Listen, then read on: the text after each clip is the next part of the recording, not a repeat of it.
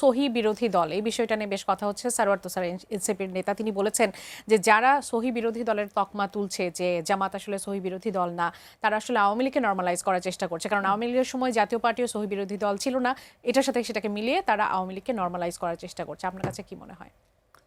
সহি বিরোধী দল জিনিসটা কি?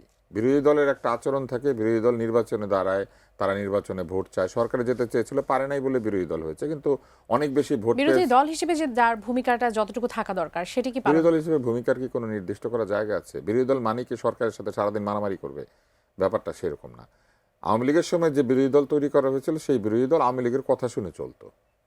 তো সেইটা কি জামাত? আমার কাছে মনে হয় না জামাত কি বিএনপির কথা শুনে চলে, এটা পাপে আপা বলতে জি, পারেন। অসংখ্য ধন্যবাদ। তবে জি, সহি জি। শব্দটাকে এই জায়গাতে ব্যবহার করাই ঠিক নাই। উচিত হয়নি। সহি শব্দের অর্থ কি? সহি অপপ্রয়োগ শব্দের করছে। অর্থ হচ্ছে শুদ্ধ।